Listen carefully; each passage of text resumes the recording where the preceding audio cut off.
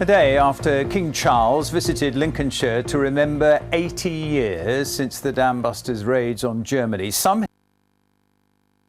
historians and people in Germany want a rethink on how we remember the war.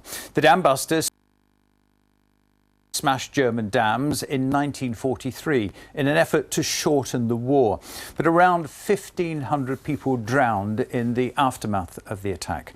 As Crispin Rolfe reports, some now want us to be less one-sided when we remember and commemorate.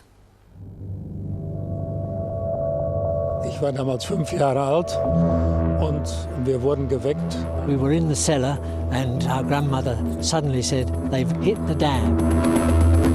How should we remember the Dambusters raids? When you look back, is there any regret or guilt? No. No. Like this? 617 Squadron's assault on Germany's dams has passed into national legend.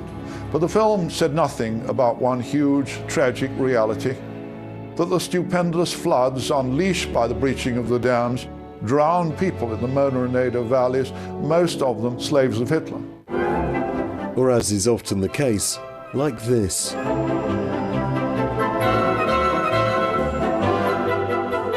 Perhaps the truth lies somewhere in between. The bravest of air crews on a mission to Germany with tragic consequences which should never be forgotten. For Lincoln, the Dambusters are an icon. They set off from Scampton 80 years ago, would have flown past the cathedral with its dedicated armed services chapel, and over Sinsel Bank, where the footballers even today still come out to the Dambusters March. The question is, 80 years on, should we still put the past on a pedestal? Should we let heroes rest? And should we pay more respect to the victims of a mission that historians question the worth of? I think you should be sorry for what happened, but at the end of the day, you've got to look at the reasons why it happened, and unfortunately, in war, civilians suffer as much as anybody else. I know it was an engineering feat, wasn't it, to get the bomb there, but we've just had that big dam go in Ukraine, and none of us liked that, did we? You've got to do what you've got to do to win the war, and yes, people die, but it is a war. 1,600 people died in the Mona Valley, and they were Polish and Ukrainian slave labourers who were women. What would you say? I still think there's collateral damage when you're trying to end the war. The idea was to try and stop Nazi Germany. But in the German town of Mörnersee, next to the Mona Dam, the feeling is different. There, each year they commemorate not only those who died in the raids, but also the slave labourers who died rebuilding the dam later that self-same year. It wasn't just a few days of the flooding and people dying as a direct consequence of that. It also was the re-erection of the dam, which took place in quite a short amount of time. And there are modern-day issues to contend with. The British bus tours to visit the dam, which many in the German town find insensitive. Is the feeling that these British tours to the Mona Dam should stop? Yes. It is a bit weird to have those tours, to see beer festivals taking place at the same time when here mournings take place. But you have to consider, and we do that, the aggressor was Nazi Germany. The truth, of course, is that history is easy with hindsight, but perhaps we should also occasionally challenge the myths that get built up around it. All history is about, on the one hand, on the other. But we have to keep that central thing in our minds, that our side still were, more or less, the good guys. And yet the question remains, how should we view the Dambusters, and what should their legacy be for future generations? It's important to commemorate all that has happened, but making sure that this will never happen again. And this is something we can only accomplish together, not just as a single people, not just the Germans or the British, but we should do that together. Crispin Rolfe, BBC Look North.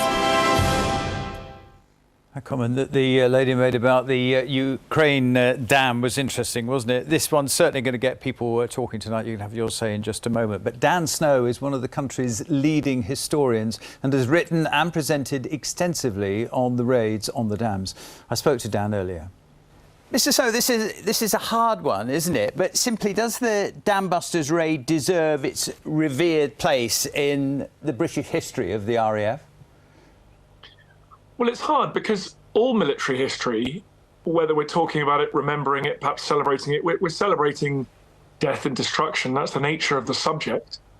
I think the reason we revere the Dambusters is because it is an attempt to use air power in a very new way, and that is to strike precisely, to use precision strike. Remember, what's going on at the same time as Dambusters is you're just trying to destroy as many blocks of housing in German cities as you can. The idea is you can't hit the factories, it's too hard to hit a factory, so you try and dehouse the workers. How hard is it to separate the incredible bravery and the ingenuity and the low flying skills of the men and the damage and the loss that they caused?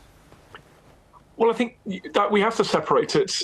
We have to remember that in war, the outcomes are death and destruction and occupation. That is the tragedy of this situation. Everyone would rather that these young men, including the young men themselves, everyone would rather they were not flying on that mission. But in that war, the key thing is to kind of try and bring it to an end as soon as possible. And I think the skill they showed, the determination to try and strike the dams and not cause appalling damage in German cities, for example, that ambition is laudable. And their skill was unsurpassed. And although there were terrible casualties of people killed downstream, that was not the purpose of the raids. The raids were to try and surgically, precisely hurt the Nazi war industries. Was it a successful propaganda victory, or was it a real victory and crucial in our success? It was a propaganda victory, but that, I think, means it also was a real victory, because in war, what matters in here and in here, the heart and the mind are really important. And it made people walk that bit straighter, fight that bit harder. It made people in the factories realise they were part of something special here in the UK and they could produce what they were being asked to. And so I think it did disrupt German war industries, not as much as people had hoped. But by providing a moral victory, that matters, because war is about the moral as much as about the physical. What about those in Germany saying, leave us in peace with regards to, wanting a tour of where the raids took place? Do you empathise and understand what they're saying? Yes, I can understand that. If your valley was washed away and destroyed in a deluge, it is a bit, maybe it's a bit soon, maybe it's a bit strange for tourists to come and see that.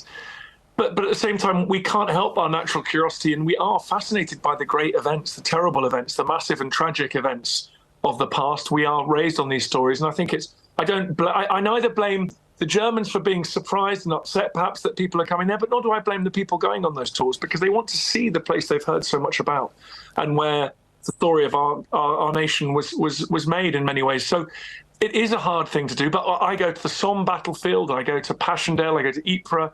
I go to Verdun. These are places of terrible destruction and carnage, yet there is something important about seeing that ground and remembering what happened then. So fascinating to talk. Just finally, when people knew we were going to be talking about this today, I got an email last night from Alex in Grimsby. I quote, "Do not misrepresent the raid as a memorable success rather than the disaster it was in loss of thousands." Might there be, I don't know how old Alex is, but might there be a generational thing here as well about how we look back? Of course, every generation tells the stories from the past that mean something to them. Our generation, we tell stories about an older generation than mine, perhaps, but just like we told a story about Dambusters. My dad's generation told stories about the Black Prince and Horatio Nelson. Those names now disappearing into the mist, and I think that's what history is. It's a constant dialogue. People find subjects they're fascinated by. The raid was terrible, and 53 aircrew died as well. There were losses on both sides. I don't blame subsequent generations for being uncertain why we're still talking about this. As I say, so fascinating. Dan Snow, very good to have you on the programme. Thank you very much indeed for your time tonight. Thanks for having me. There's a big response coming in on this story. I'm just reading this one on Twitter from Jules. We have to remember the brave men and women who were in the war. Terrible tragedies on both sides. There are never, ever winners in any war, but you really have to honour bravery on all sides. Well, I'd like your views on this one tonight. How should we remember the Dambusters? Is it a delicate balance between celebrating and remembrance? And do you sympathise with those living near the dams over British tourists going to have a look around? Here's how to get get in touch. Can you understand why those in Germany want to be left in peace? Your views on the Dambusters and what we've been talking about tonight, as I said, it is fascinating, and there will be views on both sides. The email address, looknorth@bbc.co.uk. The text number 81333, 81333. Start the text with the word Look North. It will come straight to us and go nowhere else. Or follow me on Twitter and tweet now. I look forward to hearing from you as always.